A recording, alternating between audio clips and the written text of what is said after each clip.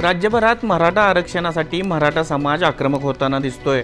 अनेक मोर्चे आंदोलने करून मराठा समाज सरकारकडे आरक्षणाची मागणी करतोय।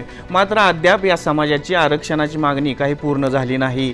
यामध्ये टिकणारं आरक्षण देण्यासाठी प्रयत्नशील आहोत असं सरकारकडून सांगण्यात येतंय, मात्र कोणताच मार्ग निघताना दिसत नाही। आता याच विषयाचा आढावा घेताना एक नवा मुद्दा समोर येतोय आणि तो मुद्दा आहे मराठा आरक्षणाबाबत मराठा आमदार खासदार काही केल्या बोलण्यास तयार नाहीत। याचाच रोष सामान्य मराठ्यांमध्ये वाढताना दिसतोय आणि यातूनच सामान्य मराठा समाजातील लोक मराठा नेत्यांना जाब विचारताना दिसतात। आम्ही राज्याच्या विविध भागातील मराठा समाजातील व्यक्तींशी बोलत मराठा नेत्यांविषयी त्यांच्या काय भावना आहेत हे जाणण्याचा प्रयत्न केलाय। पाहूयात। मराठा आरक्षणाप्रश्नी मी प्रस्थापित मराठा नेत्याने एकच प्रश्न विचारू इच्छितोय की बाबांनो, तुम्ही मराठ्यांना आरक्षण किंवा मराठ्यांचं ओबीसीतून समावेश होण्यासाठी कधी तोंड उघडणार आहात? आतापर्यंत तुम्ही फक्त मराठ्यांची मतं घेऊन आपण स्वतःहून मोठे झाला, स्वतःच्या संस्था काढल्या, कारखाने काढले आणि मराठा समाज गावकुसा तसाच राहिला। आज सर्वात जास्त आत्महत्या किंवा सर्वात जास्त कर्जबाजारी किंवा सर्वात जास्त गरीब जर कोण समाज असेल तर तो मराठा समाज आहे। आणि आज त्याचमुळे मनोज जरांगे पाटलासारख्या सर्वसामान्य नेत्याच्या मागे संपूर्ण मराठा समाज, महाराष्ट्रातील समाज उभारल्यासारखं दिसत आहे।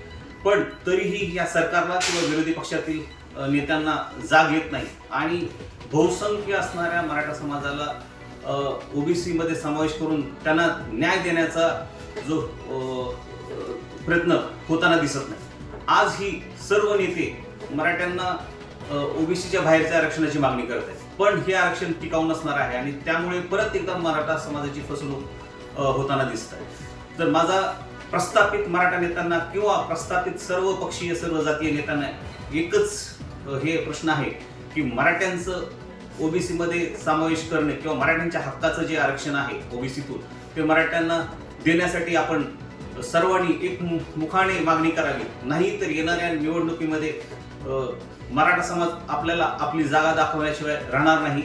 मराठा क्रांती मोर्चाला लागलेली कीड म्हणजे या महाराष्ट्राचं दुर्दैव असं आहे की या महाराष्ट्रामध्ये असणारे 70% आमदार आणि खासदार हे या मराठा क्रांती मोर्चाला किंवा मराठा आरक्षणाला लागलेली खूप मोठी कीड आहे। आज 1980 पासून स्वर्गीय अण्णासाहेब पाटील यांनी ज्या वेळेला या मराठ्यांच्या आरक्षणासाठी आंदोलन केली, मोर्चे काढले, तेव्हापासून महाराष्ट्रातील मराठा तरुण हा मोठ्या जिद्दीने चिकाटीने आणि जवळजवळ 56 आमच्याकडून मोर्चे त्यावेळेला काढण्यात आले शांततेच्या मार्गाने, परंतु आजही सरकारला कुठल्याही प्रकारची जाग येत नाही आहे। आज जरांगे पाटील अनेक दिवस आमरण उपोषणाला बसले होते, त्याही वेळेला सरकारला काय वाटलेलं नाही आहे। सरकारने 1 महिन्याचा अल्टिमेटम घेतला होता, अजूनही सरकारनं काही केलेलं नाही आहे। दुर्दैव या महाराष्ट्राचं, या मराठ्यांचं आणि मराठा क्रांती मोर्चाचं असं आहे की मराठा मुख्यमंत्री सन्माननीय एकनाथजी शिंदे साहेब आहेत, उपमुख्यमंत्रीसुद्धा या मराठा आहेत, इतर आमदार मराठे आहेत, असे असूनसुद्धा आम्हाला वन भटकावं लागते, मोर्चे काढावे लागतात। जरांगे पाटलांच्या नेतृत्वाखाली त्यांच्या माध्यमातून महाराष्ट्रामध्ये खूप मोठ्या संकटाला आपल्याला सामोरं जावं लागेल आणि जर काय उद्रेक झाला तर याच्यासाठी महाराष्ट्र सरकार आणि सन्माननीय मुख्यमंत्री महोदय जबाबदार असतील। महाराष्ट्रामध्ये जेवढे 150 आमदार जे मराठा आहेत ते या विषयावरती याबद्दल बोलत नाही किंवा या विषयावरती यासाठी हात घालत नाही, कारण त्यांचं जे मताचं राजकारण आहे ते त्यांचं काही सुटत नाही। कारण या मंडळींना कुणबी आणि मराठा हे दोन्ही मतं हवे आहेत, त्याच्यामुळे जर या विषयावरती जर ते बोलायला गेले तर कुठला एक समाज दुखावेल या भीतीमुळे ते यावरती बोलत नाही आहे। दुसरी गोष्ट ते जातनिहाय जनगणनाच्या फेवरमध्ये नाही आहे, त्याच्यामुळे या विषयावरती ते बोलायला टाळतात। आज जर महाराष्ट्रातील जे शासनकर्ते आहेत त्यापैकी आमदार असतील, खासदार असतील, सर्व पक्षाचे यांनी जर आज जरांगे पाटलांनी जे आंदोलन पुकारले, जी मागणी केली, त्या मागणीला जर ठाम राहून सहभाग नोंदवला नाही, पाठिंबा दिला नाही तर येणारा काळ जो आहे हा या सरकारला, शासनकर्ती जमातीला अतिशय वाईट जाणार आहे। याची दखल ह्या सर्व आमदारांनी आणि खासदारांनी घ्यावी. जर नाही घेतली आपण वेळीच दखल, तर येणारं इलेक्शन जे आहे हे तुमच्यासाठी मराठा समाज अतिशय कठोर पद्धतीने दाखवून देईल आणि तुम्हाला तुमची योग्य जी जागा आहे ती दाखवून देईल. आत्ता नाही तर कधीच नाही. ही शेवटची संधी तुम्हाला, त्या संधीचा तुम्ही सोनं करा. मराठा समाजाच्या पाठीशी खंबीरपणे उभे राहा. सध्या महाराष्ट्रात मराठा आरक्षणाचं एवढी मोठी धग पेटलेली असताना राज्यातील आमदार खासदार एकही या विषयावर बोलायला तयार नाही. या सर्व आमदार खासदारांचा मंत्र्यांचा मी जाहीर निषेध करतो. सकल मराठा समाज हा आपल्या न्यायिक लढाईसाठी लढत असताना राज्यातले आमदार आणि खासदार गप्प का? तुम्हाला मराठा समाजाचे मतं नको आहेत का?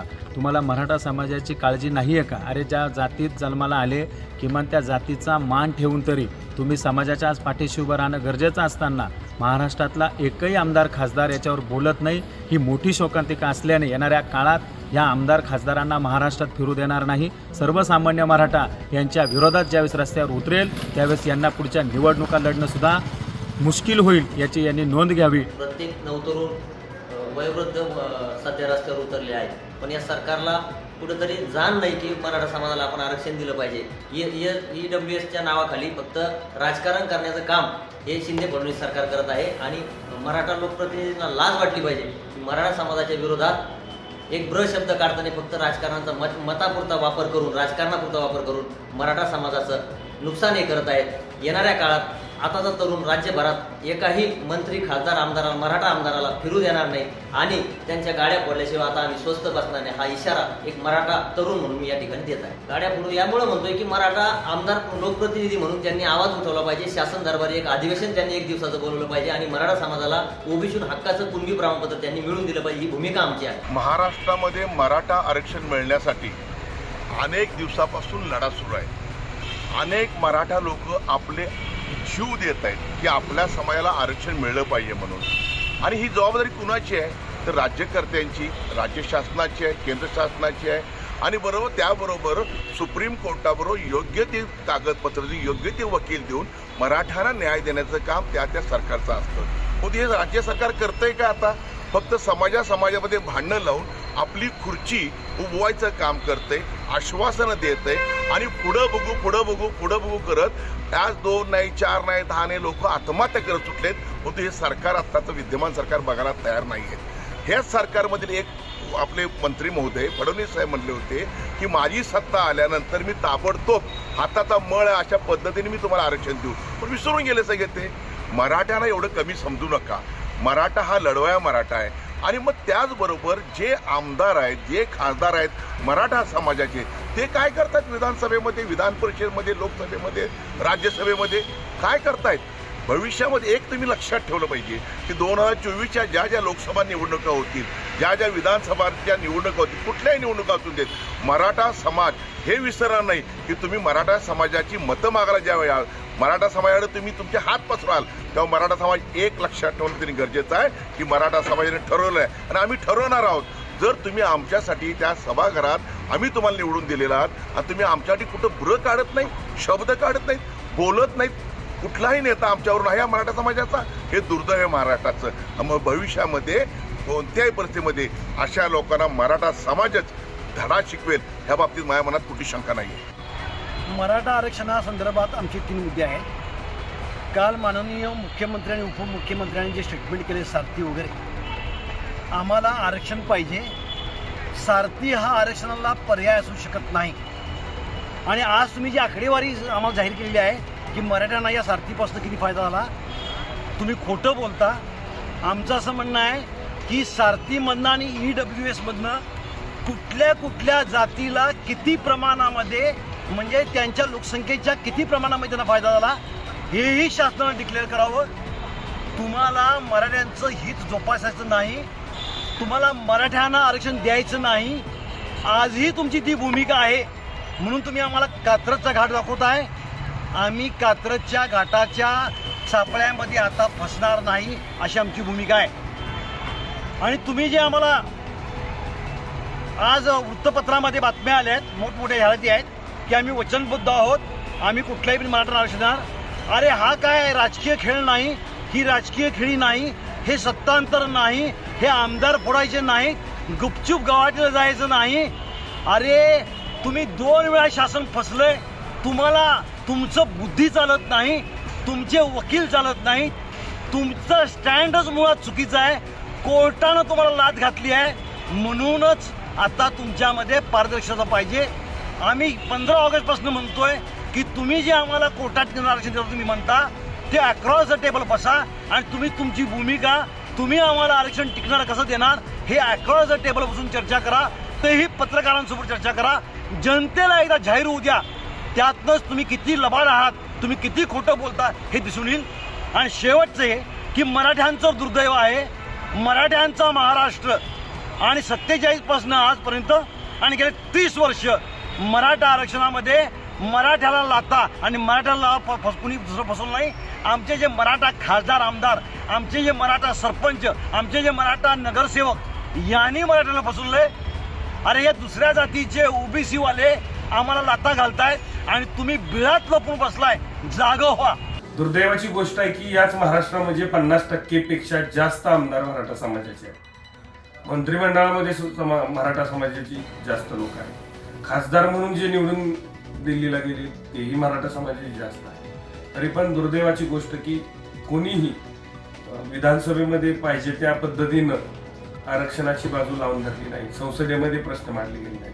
1-2 आमदार सोडले, 1-2 आमदारांची वगळता कुठल्याही आमदाराने त्या ठिकाणी मराठा समाजाच्या आरक्षणाच्या विषयीचे प्रश्न मांडले गेले.